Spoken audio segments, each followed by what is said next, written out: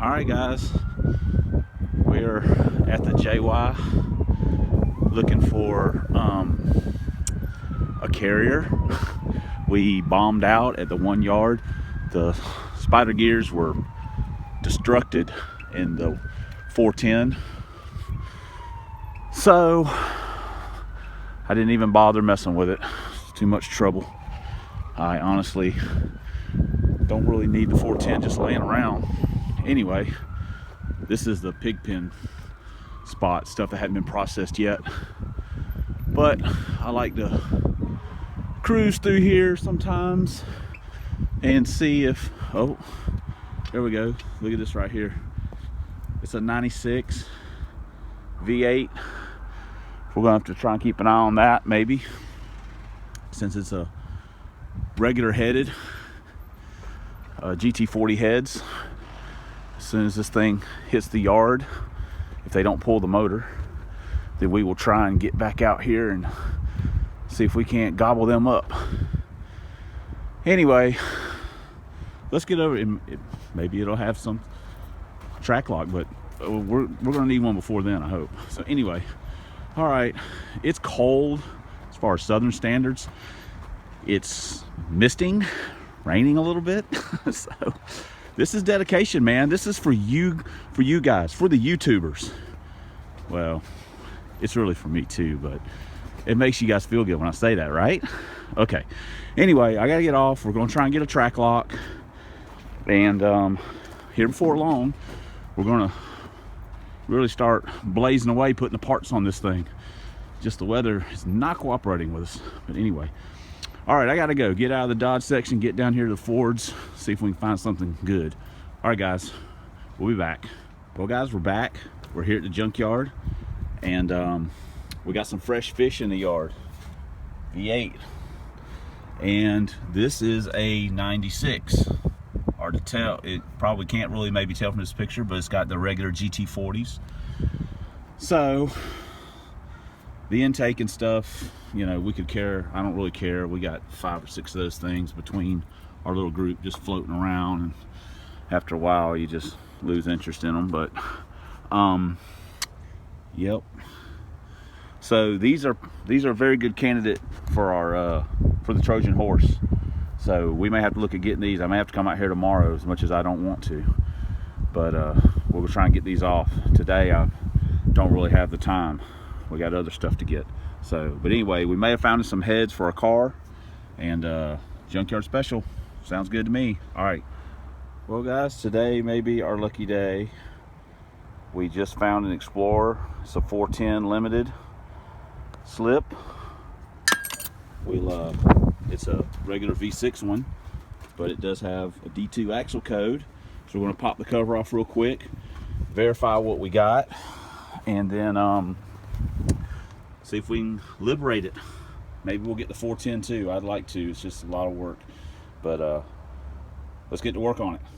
All right guys, we got the cover off, and it looks pretty nice. Everything looks pretty good. Let's get the pin broke loose and get the axles out, and see if we can get this thing out of here. Be sweet. All right guys, we got the drive shaft broke loose, and we threw the bolts inside. I know everybody probably knows this. Little tech tip, 12 mil, and then you can use a, hold on, this is gonna look weird because I'm trying to get it done. Give me just a second. Everybody probably knows this, but you can put it in like that, and now you've got a really long wrench. Give you a lot of leverage. I'm sure everybody knows that, but sometimes some people don't know, so never hurts. Another little tech tip as far as breaking the pinion nut loose if you're at the junkyard is you can take a big Phillips head and you can stick it in the flange, stick it through one of the bolt holes or one of the spare holes, and then when it rolls around it'll lock against the carrier, and then you can break your pinion nut loose with typically a long breaker bar will do it. Sometimes you got to have a cheater bar on the end of it, but if you bend the screwdriver, doesn't matter. That's a Harbor Freight throwaway, so makes it a whole lot easier in trying to have an impact or bring your impact and all this kind of stuff. You can get it like that. So this quick tech tip, sorry. All right, guys, I get back to work. Okay, guys, we got our pinion nut popped loose. The next thing we're going to do before we go any farther is we're going to break the crosspin bolt loose and make sure it doesn't strip or snap off, because if you can't get the crosspin out, yeah, like my floor mat, if you can't get the crosspin out, it's no good. So we'll try and get the crosspin bolt broken loose. Got our little socket ratchet, and once we do that, we'll take the brake calipers off, push the axles in, knock C-clips out, break the carrier bolts loose, pop the whole thing out, and then we'll finish getting our pinion nut off and get the flange out. We'll pop our pinion out. We should be ready to go. All right, stay tuned, guys. We got our cross pin out. It's actually started raining a little bit now, so we got to keep our tools hidden up under another car so it don't get all wet. We got a cross pin out, pull the brake calipers off, push the axles in, pop the carrier loose. We're almost home free. So we'll be back with another update on our rear end saga. All right, guys, we got the calipers off and got the rotor hats off. We got the C-clips popped out. We got the carrier bearings caps broke loose. This is something else you might want to have in your arsenal. We got a pry bar and a long screwdriver, or another pry bar works fine. Sometimes the carriers are a little stubborn trying to come out. You also want to make sure that you get the shims that come with the carrier, just so you'll have extra ones in case you're trying to do it yourself, or even if you're taking it to a shop. Sometimes they're different sizes, and it never hurts to have a few in your arsenal. So, all right, we gotta let's get that carrier popped out and get it on our war wagon here. There it is, guys. You also don't want to get the bearing races mixed up if all possible. The rain's starting to pick up a little bit. I gotta get the war wagon tucked back under here, but we did get it out.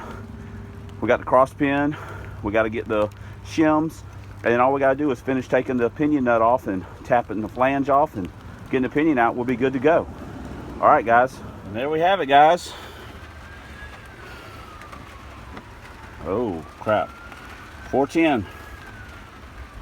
It took me, I don't know, 30 minutes or so, and it's freaking raining too. So, but what we got out of this was a 410 with a 31 spline track lock that looked like it was in a V6, so it probably wasn't abused, automatic, so it's probably in good shape. I may not even rebuild the clutches in it, which probably not the smartest thing to do, but we'll see. I'm a riverboat gambler. Don't forget to keep all the extra stuff, the carrier bolts, the cover bolts, the shims for the carrier.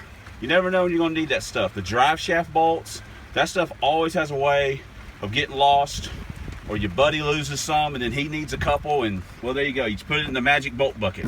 We also saved our crush sleeve so we can check it to see what it is. And we put our put it all together. We may have one that's just a little bit bigger, so we don't have to crush a brand new one. A little budgety thing that we do. So anyway, but we got it. Everything looks good, and it didn't take about 30 minutes. It's going to be like $60 for 31 spline and a track lock and a 410 gear.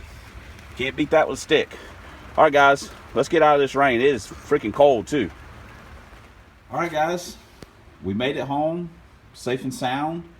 It's raining, it's freezing cold. That means all the stunt drivers are out practicing on the roadways. So we made it home safe and sound. We also got us a standard rotation water pump, remand, of course, cheap, and so we can get rid of the power steering and stuff. And like I say, we got our 31 spline track lock and our a 410 ring and pinion, $60. So that was a good deal. I'm pretty happy with the things that we procured this weekend or the last couple of days that we got for the Trojan Horse. We got us some axles, we got us a carrier, We got a 410 gear. We're not gonna have to really worry about the rear end a whole lot at the power level we're at now. I can go up there without worrying about shattering or mostly breaking the axle. We got some control arms to help us out a little bit. We got some skinny front wheels, and look at that, I knocked one of my axles over, clumsy me. We got some skinny front wheels. We got some mystery cam. We've got all kinds of, you know, just junk, bolt-on junk that most everybody puts on their cars. And while we were there at the yard today, and earlier in the video, we saw a 96 Explorer with GT40s on it that was already in the yard. So we may go back in the morning. It's going to be freezing cold as far as southern people are concerned, and see if we can maybe get those heads. And then honestly, we've basically got everything for just a really mild bolt-on deal. And but we'll probably run it up on motor first. I mean, stock type motor, and then we'll bolt on all this, some of this garbage, piece at a time. It's just basically a really average build. So, and see where we're at. And then maybe we'll put some nitrous on it, because everybody's, well, not everybody, but 3 or 4 people commented about it. So hey, but anyway, all right, I get off here. These are getting way long. All right, guys, we're out.